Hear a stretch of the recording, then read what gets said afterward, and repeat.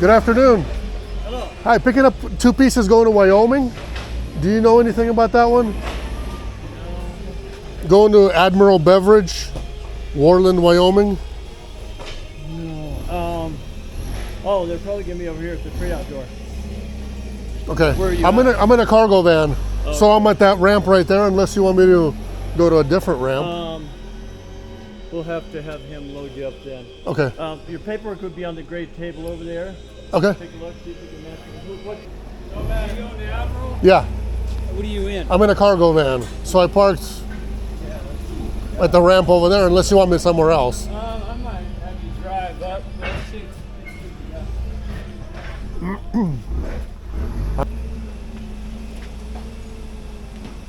You got room for 3 pallets? Yeah. Is that what it is? It'd be ideal, yeah. He said whatever you guys can fit. Okay. I mean, they told me to, so I wasn't. Happens all the time when it's more or less. So that's what they are, right? There. Those guys right there. Okay. Yeah, I can fit up to 4. Yeah, we only got 3. Okay. Sounds good.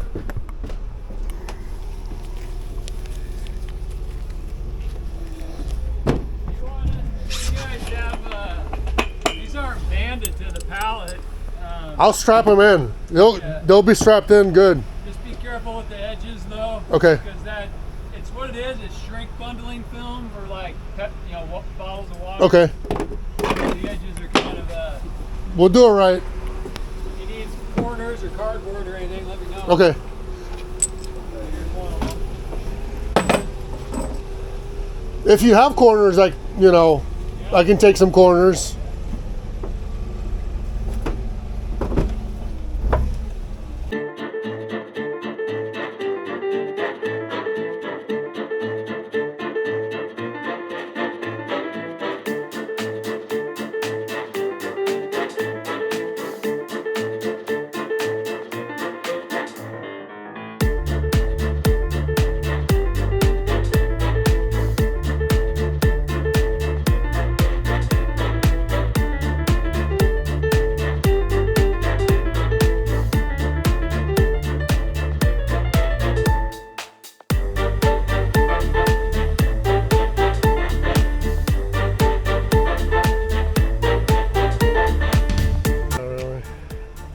Okay, here's the freight. Boom, boom, boom. Was supposed to be 2 pallets, but they took advantage of my big van and loaded me with 3, which I'm okay. Ride like a Cadillac. Let's get going. Okay, loaded that stuff and on the way. The route looks clear to Lookout Pass so far. So I want to clear as many miles and as many passes as I can today and then head down there. I have no clue. I've never been down to that area before. I have no idea what they got going on, but supposedly he said that this customer is their prized possession, so we got to do a good job. I guess they own like close to 60 Pepsi distribution centers or locations or something like that, so yeah, very prized to them. Hey, and every load is prized to us too, so it's not just, not just a one-time thing. Get out that way. Go that way. I'll explain to you guys what the ETA is and everything else, and all that in a second, and tell you guys everything about the load as soon as I drop Mr. Daniel off here. Okay, time to tell you guys all about the freight. Picked up about 20 miles from the house. I picked up in Post Falls, and then it delivers to Warling, Wyoming, which is a beverage company that actually owns a lot of Pepsi locations, close to 100. He said over 75, but I don't remember the number, so you guys can take that as you may. Important customer to them, and I said, hey, we treat every load just as important as any of them, so don't worry. And I told them the broker we're dealing on this is important to us as well, so it's going to be done, the right way. No worries, you'll be done. And he called his client out there. I think he was the owner, the guy that I was actually speaking with, but he called him in front of me, was asking me what time I would be there, and I told him, It's going to depend on the weather. If weather's good, then we're going direct nonstop. If the weather's bad, then we'll see. But worst case, I told him noon, so that's what he told his guy, and I'll let him know. I will let him know what time I'll be there. So he gave me his phone number, just that way I could call him as well, and we'll do that. So weather report, you guys can see. Sometimes how you can look at the weather report on the phone and it doesn't match up. Well, this one matches up. Sorry about that. I had a phone call that I don't even know who it was. I thought maybe it's the receiver calling me, or maybe the shipper trying to call with something. You never know. Sometimes these guys do that. Sometimes broker gives out the phone number of the driver, and then they like to call around and ask around and all that kind of stuff too. So basically, he made it seem like, he told me that this customer is a gem to them. They do a lot of business, and there's they can't lose a customer. So I told him, hey, we always do the best we can. So Lake Coeur d'Alene here on the right. If you guys are interested, you can look it up, Google it. Lake Coeur d'Alene in Coeur d'Alene, Idaho. Besides that, it's going to get dark soon in about 2 hours, and this guy's got fishing poles. What is he fishing for? He was fishing.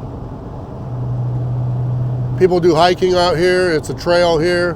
Goes down this way under the bridge, I think. And then it keeps going somewhere. So somehow these guys get to, go hiking, traveling around and all that kind of stuff on bikes, bicycles, and all that sort of thing. And I don't know ahead of time. I checked the weather. So Lookout Pass looks good. That was one concern I had. And then, the rest, there's going to be a pass in Butte that I haven't checked yet, but I'll check that once I get to Missoula, or a little bit past Missoula. I'll check that Butte Pass to see what the weather's like. But Lookout Pass was looking good. We've had snow all weekend. Me and the family, we were out and about. Went out for a little retreat for the weekend. Came back to like 8 inches of snow at home, which was good. But then it's melting and freezing over at night, so we're dealing with that kind of stuff. I'm just hoping that the roads are treated very well everywhere, and we're going to be okay. But hey, I really have nothing to worry about on this load, no matter what you look at, just because, there's plenty of time for delivery, you know what I mean? And if there isn't, then, we're in such good relationship with the broker that all I got to do is, send updates. And that's really pretty much with any load. All you do is you send updates, really good updates. If there's traffic somewhere, if something puts you behind schedule, things like that, you tell them where, why, and then as soon as you're back to your normal driving and all that, and things go back to normal the way they should be. So people understand that there is traffic, that there is weather issues, and especially in the wintertime, we want to be safe. So if the roads are open, we move slowly but surely, and if the roads are closed, then what we do is we sit around and wait till the roads are open. I know some people, they see snow. We've had some snowbird drivers over the years, over my 9-year experience in expediting, and there's some people that see the snow and they act like it's all bad and say, oh, I'm parking, blah, blah. And I'm like, hey, send me pictures. There's nobody on the road. I'm like, send me pictures. I want to see what it's like. And you look at the pictures, and then it's just, very, very light snow. And all of a sudden, some folks are just scared of it. They've never driven in their life through snow. So if you haven't and you're that scared, and you're going to be, putting the freight at risk of being late, then this job's not for you. You can't do that. You simply can't. If the roads are open, we have to go. We have to keep going.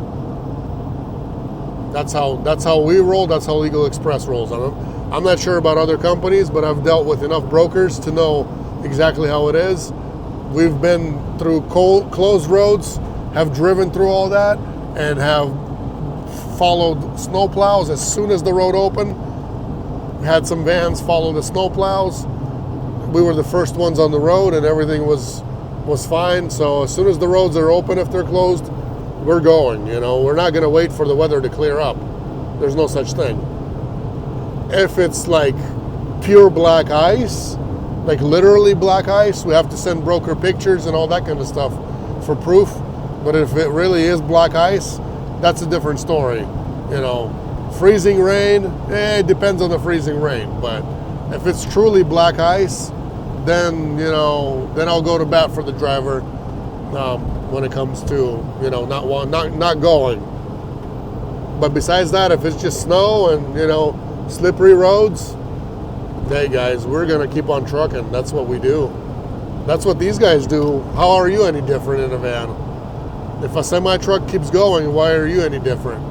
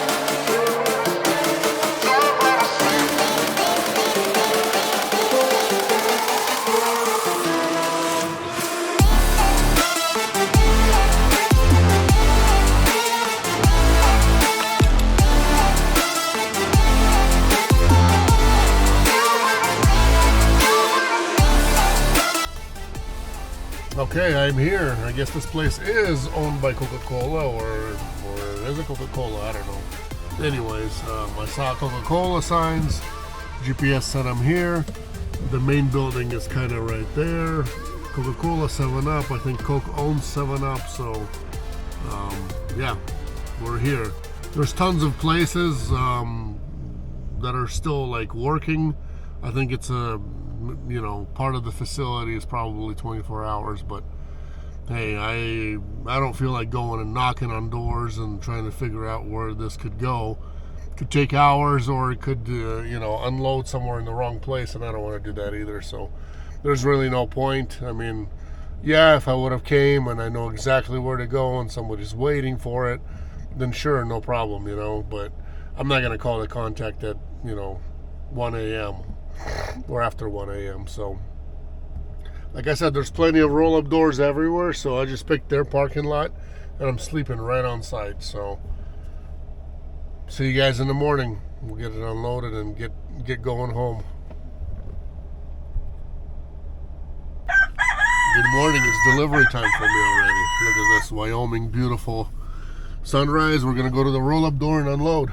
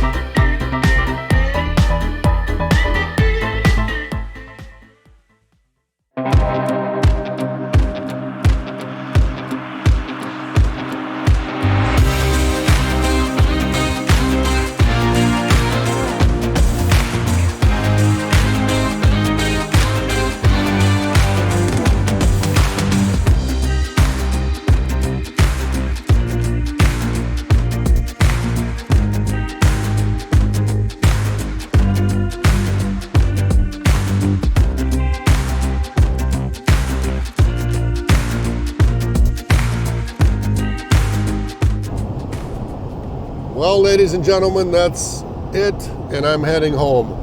I have 676 to my house, all the way to my house from here.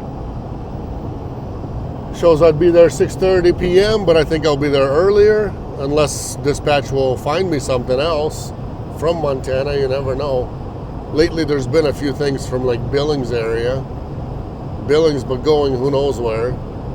Either to Utah or, gosh, I don't know. My wife wasn't even happy with this trip as is, so I don't know if I want to go anywhere further, or if it's going towards home or somewhere not further than where I'm at now, then I'm fine with that.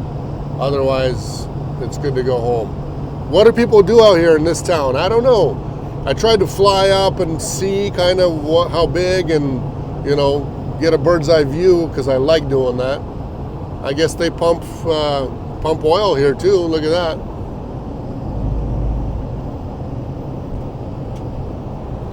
But besides that, I know like in Jackson, Wyoming, people, that's a town where I've been, and what I've seen is I picked up like airplane tires over there before.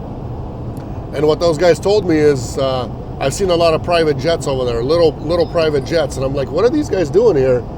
And the people there go, well, they come here, they fly in, all these businessmen and rich people, they fly in on their private jets and go skiing up there in the resort. I was like, wow, really? And he's like, yeah, people do that from all over the world.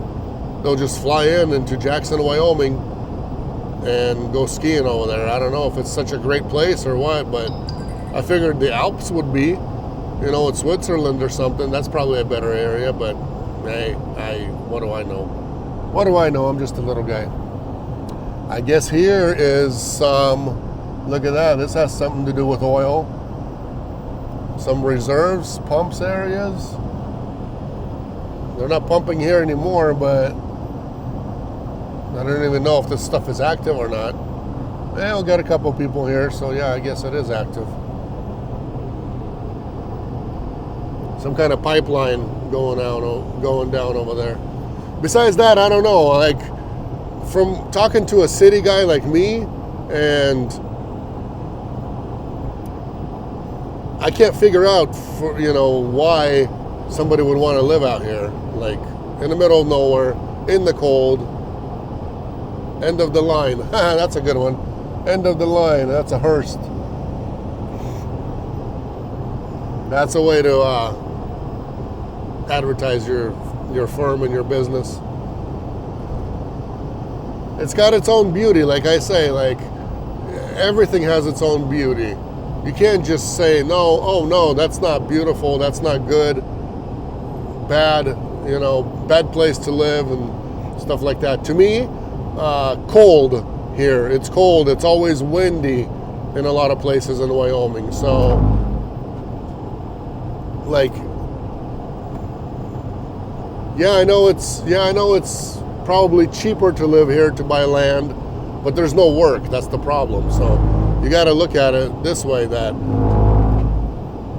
wherever there's housing and it's more expensive, that means, I'm not talking about like New York City or something, or like San Francisco, because rich people go there, or like parts of LA and things like that. I'm talking basic states, basics, bigger cities. Yeah, it's probably cheaper here. Yeah, if you like being alone and ranching and doing, things like that. If you don't do any of that, I don't know how you survive out here. I really don't. Welfare, or how do you survive out here? No clue. But the sky is beautiful. The hills, the mountains all the way over there. You might not see all the mountains, but I do. I see them. Let me see if I can zoom in for you guys.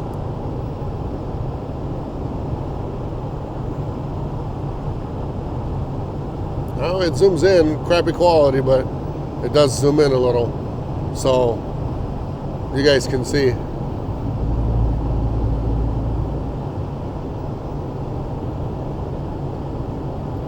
For me, would I live here? No. If I was rich enough to, buy land here in a ranch, have somebody take care of it, pay taxes on it, and still have a lot of money left over, then sure, why not? I'd get that. That's no problem. But I'm not in that position, and I would rather probably invest my money somewhere else, you know?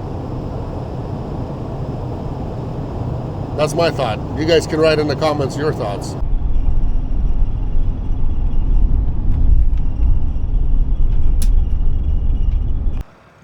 You guys aren't going to believe this, but I was driving. I remember seeing this out of watching another guy who's a truck driver, and he came to this rest area, and I was like, man, that's pretty cool what he's got. There's an airplane museum here in Wyoming. I don't know what this place is. Maybe if I remember, I will put it on the thing for you guys. But man, these planes are old, and they're so cool looking. Just a regular rest area right off the highway. Not a freeway, but highway. This is what I say. You guys always gotta, you know, it's always nice to go through actual highways versus freeway, because otherwise you don't know where this stuff is. You'll never get to see this. Look at that. That's one plane. If you guys know anything about it, maybe some of the older guys, if you know what some of these are, go ahead and comment in the comments section. I'll show it like this, but then we'll go flying real quick. I want to see this place from up above. It's so cool. Tons of planes back there still. Yeah, these are cool looking. Wow, old and big. I guess when this place is closed, it looks like people walk on the, make little trails and just look from over here. Look at that.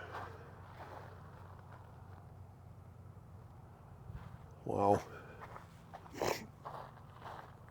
Super cool.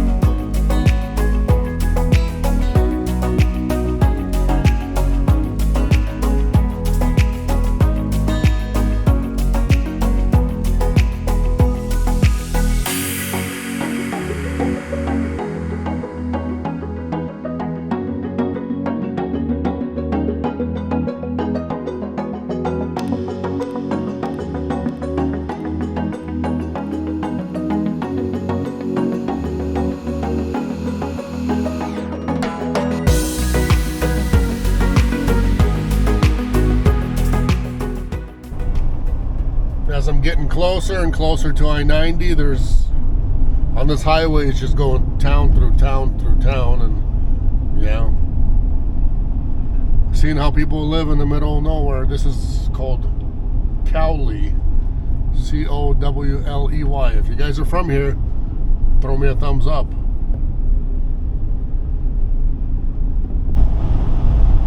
Past whatever that other town was. So there was like a concrete plant over there.